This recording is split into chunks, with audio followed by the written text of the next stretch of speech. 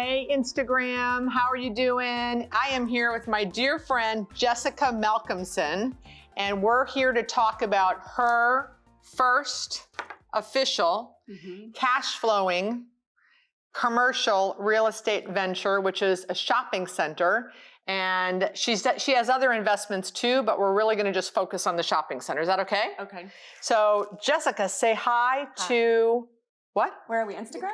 Oh, we're supposed to look there. Sorry. Hello. Can we look there? We have Dylan. He's our famous videographer, and he's giving us pointers. Okay. So how long have we known each other? Well, I've probably known of you longer than you've known of me, but I would say officially, I remember first meeting you on a flight back from Vegas several years ago. So maybe it's been... You meet a lot of people, right? We don't always we look better going than we do coming, right? At the shopping center conference in Vegas. It's very tiring on the way back, lots of sleeping on the way back, right? Everyone's very excited driving or flying there. Exactly, but the flight coming back is always quiet. Yeah, always quiet. Okay, so, and then we met recently at a Starbucks. Yes. When was that? So that was probably about 2 years ago, maybe 1.5 years to 2 years ago, where I asked you to meet me for coffee, and you graciously accepted. And I wanted to pick your brain at that time. And what were you picking my brain about? I wanted to find out what guided you into investing in real estate and how you got that start and how you went from working for a large firm to starting your own. Right. And I was at a little bit of a crossroads at that point in my life. New baby. And yep, new baby. That was my crossroads too, new baby. Okay. New baby, crossroads. Exactly. And I don't know if everyone knows, but I used to work for Equity One. Equity One was sold to Regency, and then my position was eliminated at that time. So I was just kind of uncertain of what I wanted to do. Did I want to go work for a large firm? Did I want to go work for a small firm? Did I want to start my own? I knew I wanted to start investing. So that was really the primary reason for us meeting for coffee. And what was my number one advice? So, man, I remember it was just do it, but that was it. Just do it. But because I have very little experience in acquisitions, you know, I know retail properties, I know management. You know, I did 5 years of that. I learned management. Then I wanted to learn the leasing game. So I learned that. And then... And you thought, because I only know those things, I can't possibly...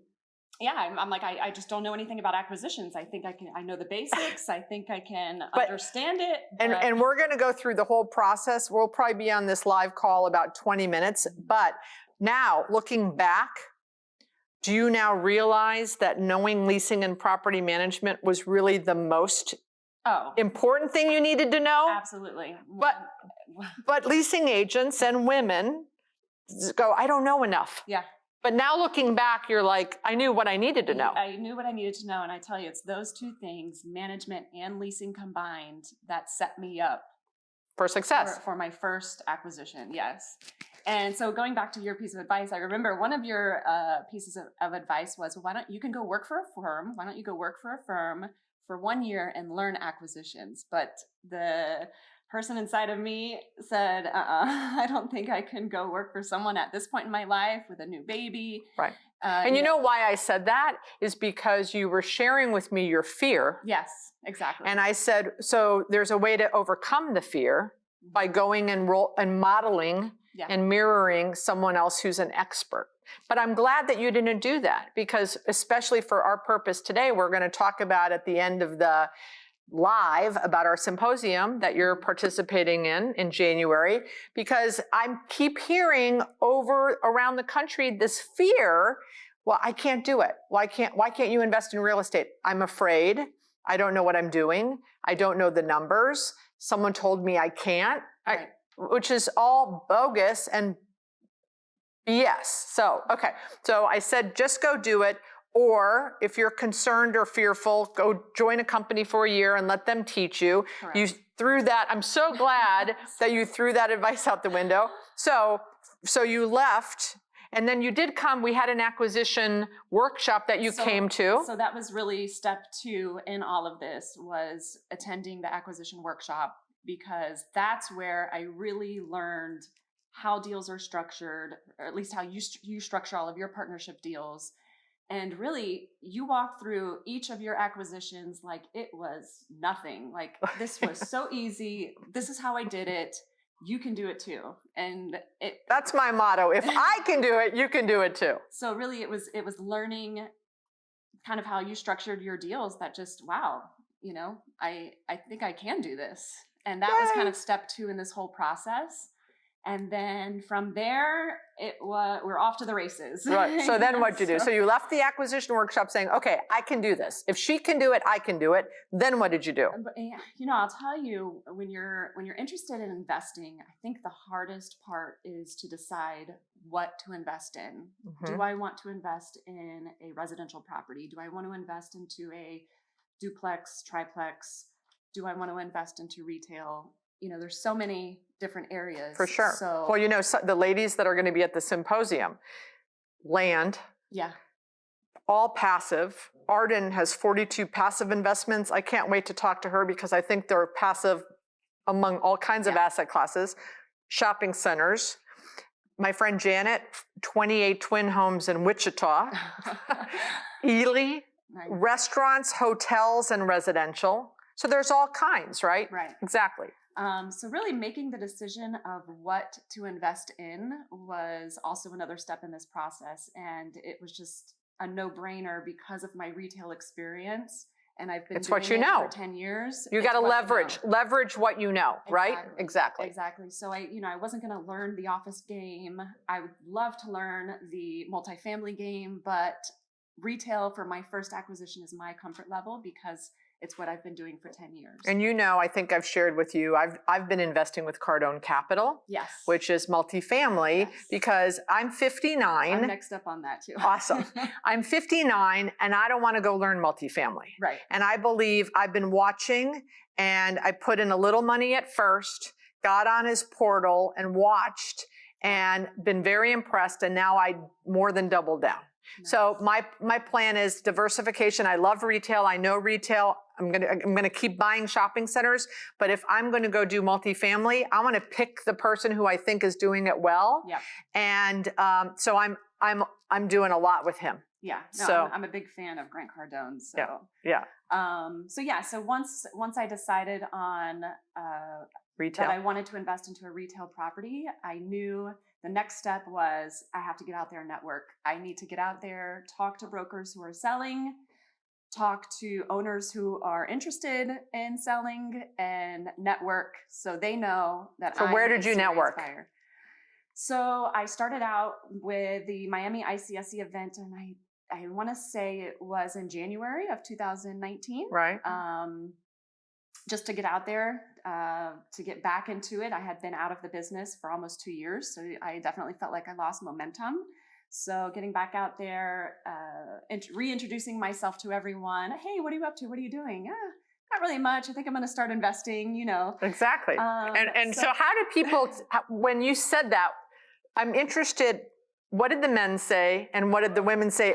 Did they have were they different? Yeah, I can't remember if they were really different, but I remember always getting that, oh, that's nice type of response, right. You know, just kind of like yeah, sure you are. She doesn't know what she's doing. Or they didn't believe us, right? Yeah, exactly. I got that. Oh yeah, sure you are. Oh, that's nice. Yeah. So then fast forward, I decided to attend Retail Live, and I feel like there may be some people who discredit that networking event, and I will say, do not discredit it.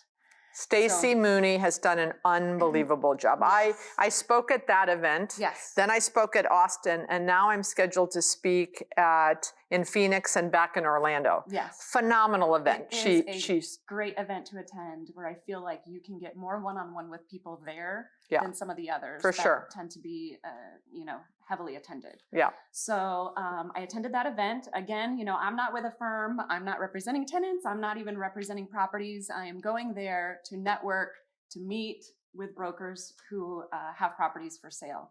And I sat down outside of Retail Live at a table to rest my feet. It was an empty table. It had someone's briefcase on the table. I sat down just to rest my feet, and up walked a broker from Marcus & Millichap. And he said, "Oh, I'm sorry, my briefcase is on your table." I said, "Oh, no, not a big deal." And we started talking. And when he told me he was with Marcus & Millichap, I said, "Okay, sit down. Let's talk. Let's talk at this table. And I need to rest my feet a few more minutes. So let's talk." Awesome. So that's kind of where it... And who is that? Okay, so his name is Joe Russo. I know Joe. Uh-huh. Joe's a good guy. And he... So you told him years in the business. Yeah, he's probably as maybe not as old as I am. And you said, "I'm looking for deals to buy," and he said, "I sell deals." Yes, exactly. Karma. I'm looking to purchase my first retail real estate investment. Now, did he take you seriously? Because so this is what separates, brokers. He took me serious, and he held my hand and walked me through several deals. Wow. After Retail Live, after we met in Retail Live, he emailed me several OMs. We got what does OM stand for? Offering memorandum. Right. So that's like all of the details on the deal. Now, let me ask you, before you met Joe, had you looked at a deal yet? Oh, yeah. I had, basically, I was scavenging LoopNet, Right. CoStar. So you know my theory about LoopNet and CoStar. I'm going to share with you. Okay. Detail. So if the deal's on LoopNet, way more smarter people than me have passed on it. Yeah, I've learned that. I've learned. So, right? I mean, like if it's still there and it didn't sell, there's a reason. So I've learned that brokers first try to sell to their in-house network, their clients, and then if it doesn't sell to their clients, then they post it on LoopNet. There you go. All right. So you need to be in with the brokers. Exactly. So do you know about how many you looked at before you met Joe? Just curious. Like 10, 20, 30? I would say probably around 30. And then when you looked at the deals, were you running numbers? Like, did you know how to do that? I didn't know how to do that. I was not running numbers the right way at that point. Okay. So you were just looking, you're like, okay, this looks like a nice shopping center, the rents, the area. Yeah. You were kind of doing it like, lightly. Right. Exactly. Okay. So before I had met Joe, and I was looking at properties on LoopNet, if I would find one, sometimes I would shoot it off to a friend who has more knowledge in the business than I do. And I would say, "Hey, what do you think of this?" Great. And I have a friend who shared with me an Excel spreadsheet, and he said, "Here, I want you to take the spreadsheet and plug the deal into it." Yes. And got you to do some work. So that got me smart. Access to the spreadsheet. Yeah.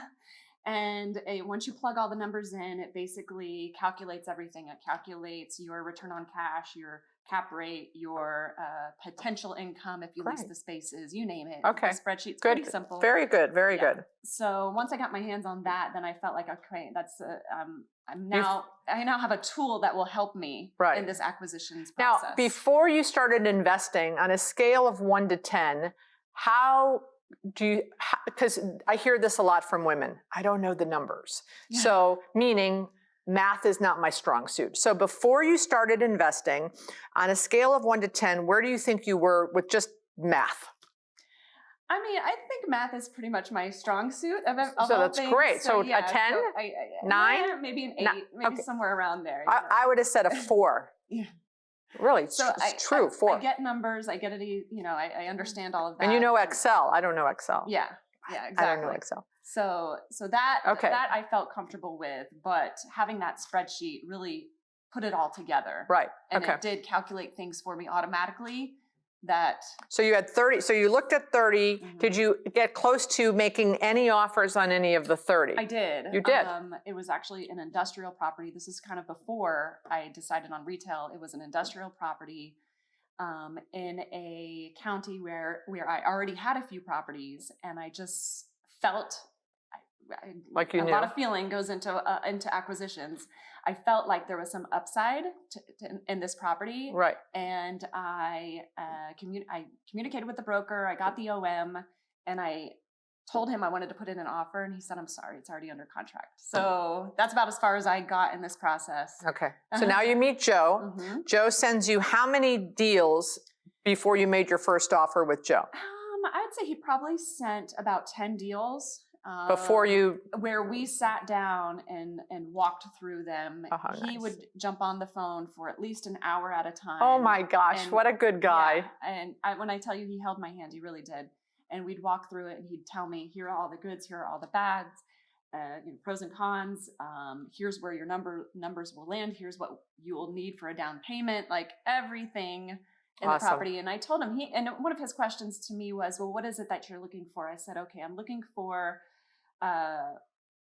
low risk, which doesn't exist, but let's just say okay, Lower, right, yeah, lower risk. low yeah. risk. I want, I would love a property with more than 5 or more than 10 tenants. The more tenants you have, if 1 or 2 go out, Right.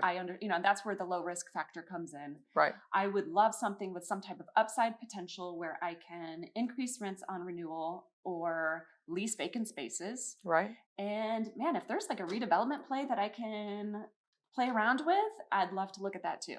Okay. So those were kind of my 3 factors: low risk, upside, and if there's a redevelopment opportunity, I'm interested. Okay. So that's what and was he kind of representing you out looking? he was, yes. And So had he's you made a representing deal with him that if he found you something, you would pay him, or did the sellers always pay him? me. He did ask me, obviously he spent a lot of time Right. on these phone calls showing me all these properties. Right. Some he represented, and many Some- of them he did not. Right. So he did ask me, hey, if you see something out there while you're looking, send it to me so I can contact. And I can participate. And I believe brokers are key in all of this. You're probably not going to save much money. You're probably not going to save any money. And look what he's done. Look what he did for you. I mean, I would have done that for sure. Exactly. Okay. So now, 10 deals in, he finds you. What's the name of your property? It's called College Station. So it is located just outside of Jacksonville and kind of a South Orange Park area. Good. Doctor's Inlet. Did he call you and go, I found the one? No, he actually just was casually sending me this one along with all of the others, right, to kind of say, let's analyze it. And I looked at it, and when I first saw the photos, I was like, probably not for me. But as I analyzed it further, I dug into the rent roll, I dug into the numbers. I said, you know what? This property piques my interest. I want to go see it. Awesome. So you live in Miami. Yep. So how many days after you got it did you go up to Jacksonville? I would say probably within 2 weeks after. And did he meet you there, or you went by yourself? No, he met me there, and he also had the owner's rep meet me as well. Okay. So it was 3 of us. It was me, Joe, and the owner's representative to walk the property and to discuss the property. We were not in LOI. I had just shown interest. So he felt like the next step was to meet with the owner's rep to discuss the property, because I'm sure you're going to have questions that I'm not going to be able to answer. Very good. So like I said, when I first saw the property, photos of it, I was like, probably not for me, but yeah, the numbers spoke. Very good. So how long after the visit did you put it under contract? I would say within a week, we had the LOI fully negotiated. And then, as you know, you negotiate an LOI, right, and then you enter into your PSA, which is your purchase and sale agreement, right, which more negotiations take place during that time. Right. So all in all, I would say it was probably a 3-week, 4-week And did process. you have an attorney help you with the PSA? Yes. Okay. Yes. Okay, great. And how did you find that person? So his name is Oscar Rivera. And many of us watching this know him. I've known him for many, many years. So I used to be heavily involved in ICSC, and I was chair of the Next Generation Miami-Dade Committee.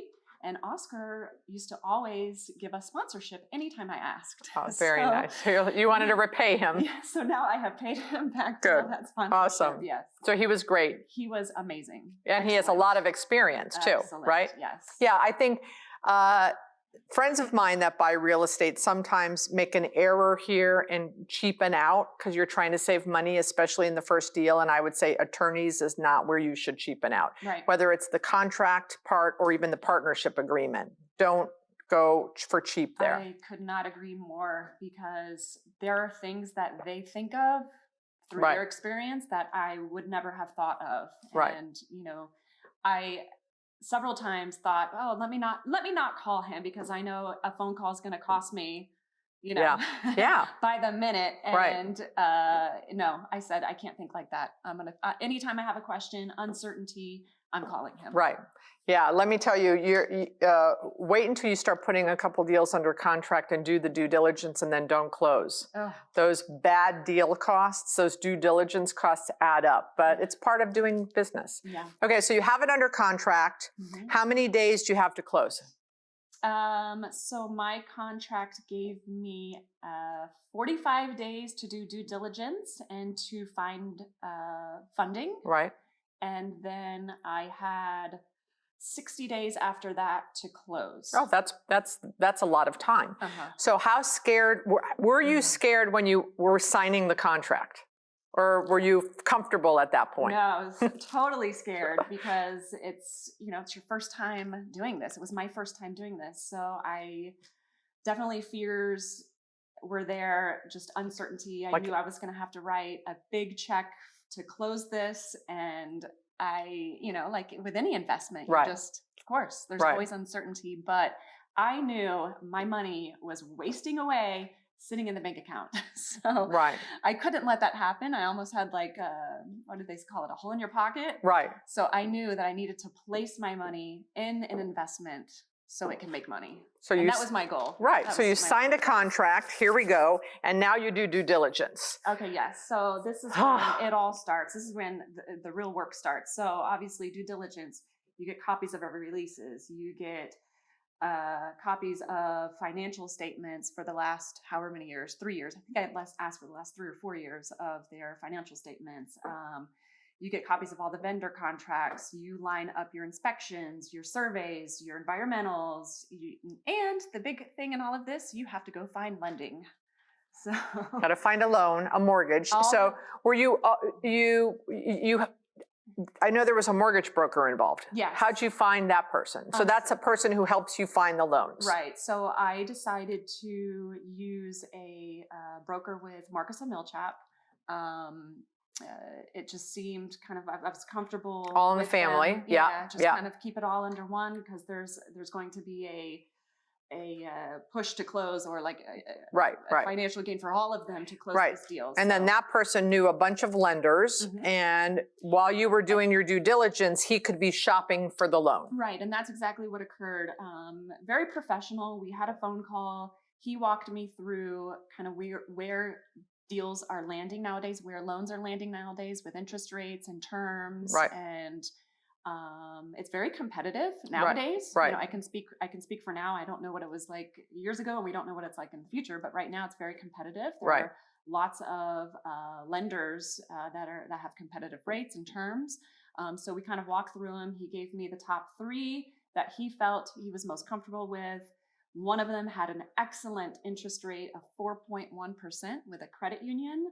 So we selected that one. And now let me stop you for a second. So one of the big pieces when you're finding a loan is recourse or non-recourse. Yes. So signing on the dotted line personally or not. And there are some lenders that will allow you to not sign personally, but usually there's catches, right? Okay. The interest rates are higher. So did you care? Like personally, I sign personally. I want the better deal. I'm not going to default. So I always sign personally. Right. But there's people that will not sign personally. Correct. And I'm sure there are lenders out there that may allow that. But so my conversation with the mortgage broker was, I don't want to sign, I want a non-recourse loan. I don't want to sign personally. And this is my deal that I have. These are the, so what do you have for me? And he's like, I'm sorry to inform you, but there is no lender that will lend under, I think the number was 5 million on a non-recourse loan. Now, if you buy above 5 million, if you buy 8 million, 9 million, 10 million or up, we can get you non-recourse loans. And I was like, well, this is backwards. Right. So the more money I borrow. I didn't know that. Yeah. So, and a couple of brokers have told me that. So we're like, now what? Because did you say, I have to just, okay, I'll sign personally, or did you have agita about that? I honestly didn't know. I was like, oh, I didn't realize that. That seems backwards. I've never heard that, by the way. I thought the more money that you borrow, the more risky. Yeah, that they would want it personally guaranteed. And he's like, no, actually, it's the less money you borrow. So I called up Joe and asked him, and he confirmed. He's like, that is correct. And I also called 2 other friends in the business, and they confirmed as well. I'm glad you didn't call me, because I would have said, I've never heard that before, but I signed personally, so I don't, So now it's a mental thing I need to get over. Okay, now I realize I need to sign personally on the loan. Okay, I'm over it. Let's move on. Okay, good. So you got over that, and so you're going towards the credit union, and then I think this is about the time where I called you. Did you call me? I called you. You called me. Yeah. So you called me. You said, "Hey, I have a deal under contract. I have a hiccup. Yeah. Can can we talk?" And I said, "Sure." I was at an airport, right? Correct. You were at an airport. Typical. We are now probably 35 to 40 days into the contract. Now, I have 45 days to get lending or cancel and get my money back. So we are day 45. We're at day 40 of And 45. it takes probably 60 to get a loan comfortably. Yeah, to get your commitment letter. Right, yeah, I would say. right. So I got word that I was denied for the loan with the credit union. And why is that? I was shocked.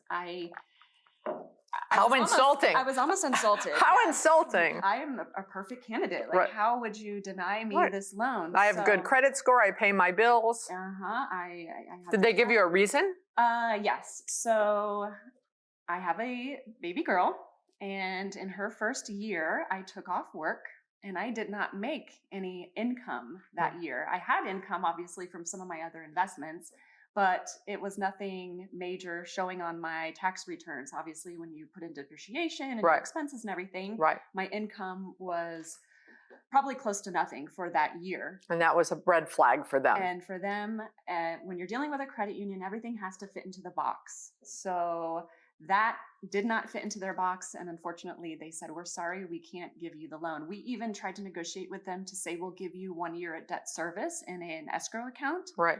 So 1 year of mortgage payments. Right. Yeah. Okay. So you call me. So that's when I called you. I didn't know what to do. And I didn't even know you had the property under contract. So I was very excited. I didn't know what to do at that point, and I needed to call on someone who was not involved in the transaction, who didn't have a financial gain in the transaction. So I didn't want to talk to the broker. I didn't want to talk to the mortgage. I was like, I got to speak to someone else.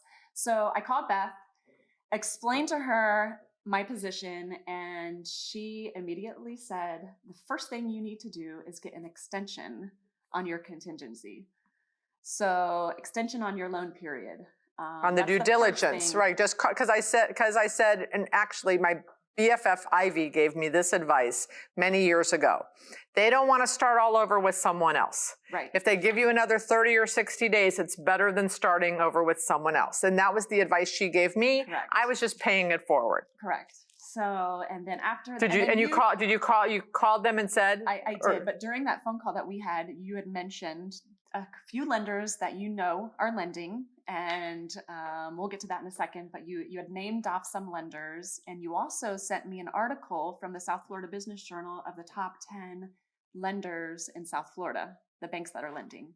So those were 2 very important parts of this entire acquisition, was the few lenders that you named off and that article that you sent me. So after we get off the phone, I call up Did you call Joe? I called Joe Russo, explained to him what happened and that we need to extend the financing period. And he totally understood. And I was scared at that point, because I said, well, if this lender is denying me, then why would any other lender move forward with it? So I was a little scared at that point, whether this was even going to happen. And then, so yeah, the sellers were very, very nice to work with. They understood. They, of course, with any negotiation, whether you're negotiating this or a lease or anything else, if you're asking for something, you have to give something in return. Right. We know that game. So they did say, okay, we'll extend you for financing, but I want you to waive that you've already done all of the other due diligence with respect to, checking the leases, the financials, Right. property inspections. Right. et And cetera, had et you cetera. already done all of that? Yes. So you Yes. were like, okay, no problem. Yeah. Because you still were very bullish on the deal. Right. Correct. Right. Okay. Correct. So that was fine. We were able to waive those others, but just now, the only way I could back out of the contract is if I did not get financing. So we were at that point, and it was pretty much it's almost like resetting. Okay, now we're back to square one. Now we're back to finding lenders. So at that point, I had told the mortgage broker that I was working with that I no longer had the exclusive on my loan, that I needed to go out there and find other forms of lenders. I need to find other lenders, that I couldn't just solely rely. I can't put all my eggs in one basket. Right, for sure. So he continued to find lenders, and then I went out there cold calling banks from that list that you sent me, as well as the lenders that you had named off. I picked up the phone, called their 800 number. Wow. Hi, I'm looking for a loan. Wow. Can you direct me to the right person? And, very good. A couple of them had said, our fund is exhausted. We don't have any more money to lend. A couple of them quoted some very high interest rates. And then I landed, I don't know if I should name who I'm with. Sure. So I landed with Valley Bank, and it was smooth sailing from the start. And that is who Beth had named off in our phone conversation. Well, they have 2 of my loans. Yeah. And they've been great to deal with. Yes. Yeah. They have been. So I called them. I actually, from the operator, got in contact with the gentleman who does the final approval of all loans. He's the first person that I spoke to. Wow. Jason. I can't remember his name off the top of my head, but he's the first person that I spoke to at Wow. Valley. Did you open the conversation with, hey, a credit union just didn't approve me because I didn't have income for last year? I did not. You did not. Okay. I actually did kind of, thought about mentioning that to them, but I just decided to. This process was different because he asked for all of my information. They did a preliminary review of it. Okay. Plus, we had a very great conversation from the start. So that initial conversation, you felt good. Yes, right. He felt good. And then I also felt good as well. Awesome. So I think I gave him a certain comfort level just by talking to him, explaining to him my background, explaining to him, what I'm looking to do. And having leasing in your background, so important, right? I don't think so. From the point where you said, "How can I invest? I'm only a leasing agent," to now understanding that when you call the bank and they go, "You were in leasing? Awesome, we want to give you money." They loved it. The right. leasing and management was just like, wow, thank you. Exactly. It's very risky for them to lend money to someone who has no experience at all with managing or leasing a property. Will they lend? I'm sure, but it's riskier for them. Right. So fast forward. You closed on the deal. Yes. Yay, right? I closed on the deal. And now, how long have you owned the deal? So let me explain to you a really funny part. So I closed on the deal 4 days before Hurricane Dorian. Is it? That big one that hit the Bahamas? Yeah. Was direct hit to Florida. It was 4 days before the hurricane was supposed to hit Florida. Did you have insurance? Yeah, I did all my phone calls. Insurance. I called the insurance company. Are we fully insured? Yes. I called the Valley Bank. Are you sure you guys want to close, or should we wait for the hurricane to pass? He said, no, we can close. Okay, fingers crossed. Wow. that this hurricane doesn't hit. So yeah, that was interesting. So yes, so we closed the end of August, and here we are now in December. Wow. So you're, yay. And what's the biggest surprise now as because you had mentioned earlier that you had other investments, but they're single family, right? Or condos. Mm-hmm. So this is a big deal. This is like, you've got how many tenants? So this is a 17 tenant shopping center. So when you say I've had other investments, nothing like this. No, nothing like this. This is what I wanted. I wanted multi-tenant. How retail. often do you go up there? So I go up every other week. Okay. In December, I believe I will only go up one time the month of December just because of the holidays. But every other week, was the tenants all know you. Yeah. Okay. And they're actually surprised to see me every other week because they said, "Oh, the previous owners, we never saw them. Like they were lucky if they came." So what's been the biggest positive surprise? I tell you, the tenants are very, very receptive. They are very happy to see someone new at the property, owning the property. And engaged. And even some of the smallest things that I've done, like pressure washing the sidewalks, putting mulch down at the property. They're just like, wow, like we've Right. never seen this property look so Aw. good. So that then translates into a happy tenant. And a paying tenant. And a happy on tenant time. is a paying tenant, and hopefully will translate into happy customer service or whatever service that they provide. Sure. So What's been a tough thing that you've learned? Okay, so I didn't realize this, but when you get a new insurance policy, the insurance company sends an inspector out to look at the property. And the inspector came out and he said, I think you need to resurface these roofs. Oh. So that's definitely, I knew it was coming. It was something that you knew in the due diligence, but you didn't think you'd have to do it sooner than later. I had planned to do that by probably year 2. So it's something that I'm going to have to do within the first 6 months. So I have a roofer for you. Oh, okay, good. So you see, it's always good to talk about these things. Exactly. So yeah, that is a surprise that came up, and I'm working through it. You know, I haven't gotten there yet, but it's resurfacing is pretty simple. It's just the So are you making money? Oh yeah, of course. Yeah. Yes. Oh yeah, awesome. And have you leased some space? Not yet. I did get as far as an LOI with a tenant to expand into one of the vacant spaces, and then last minute she kind of had cold feet, so I don't consider that dead yet. Right. I just think that she needs to think about it more. I do have 2 vacant spaces. One thing about this property that I liked is that they're all small spaces. They're 1,000 square foot spaces. Great. Easy to lease. Right. And are you doing the rents are leasing? Affordable. I am not doing the leasing. I do have a local guy who was doing the leasing before.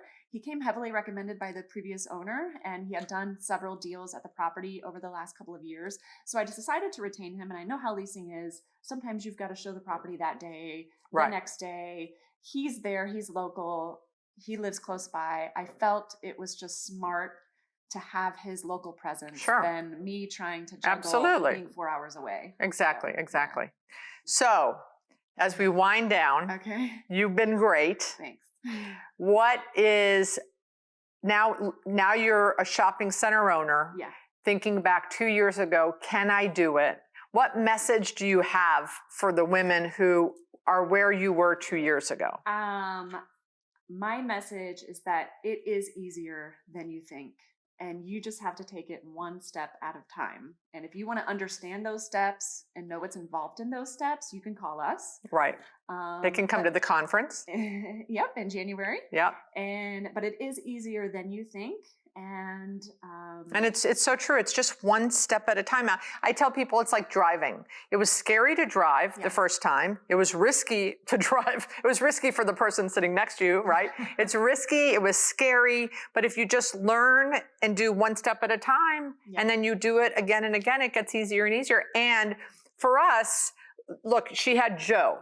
She had the mortgage broker. She had me. She had the guy who sent her the Excel spreadsheet, right? Now I'm going to give her a roofer. It is a group effort. It takes a village, and don't be afraid to ask for help, which is why we are doing the symposium, because I don't want to hear anymore that women aren't investing because they're scared. They don't know the numbers. It's too complicated, yada, yada, but they all want to do it. I want to do it, but. So at the symposium, Jessica and I and 6 other women are going to get up on stage and do exactly what Jessica just did. Walk through how did they buy 28 twin homes in Wichita? How did they invest in 42 passive investments? How did they invest in a hotel or a restaurant? Because I believe if you're sitting in the audience and you're hearing the story, you're going to say, well, I can do that. Right? I can do that. If they can do it, I can do it too. And that's how I felt with your investment seminar. So what are your buts? And let's get over that. Exactly. So I hope to see you guys on January 9th. Thank you, Jessica. You're welcome. Thank you for having me. Can I say I'm proud of you without it sounding condescending? Of course. I'm so proud of her. And I'm going to be proud of all of you guys because you're going to come to the conference, the symposium, and then you're going to invest. And then we'll all do it again next year. Yep. Let's invest together. Exactly. Well, that again, you will meet other people that will invest in your deals. I want to invest in her next deal. Maybe she'll invest in my next deal. So let's all get together and invest not only for ourselves, but but for our families and in the future. Thanks, guys. Thanks for being here, Instagram Live. Thanks for watching the video. If you like these videos, do me a favor and hit the like and subscribe button. It really helps out the channel. If you want more of me, check me out on LinkedIn, Instagram, and Facebook. We also have a monthly book club that all of the book club calls are on Anchor, the podcast. I have about 50 other podcasts on Anchor as well. And if you're a female and want to invest, check out January 9th. We are holding our first commercial real estate investment symposium for women. It is going to blow your socks off. I hope to see you there. Don't forget, like and subscribe.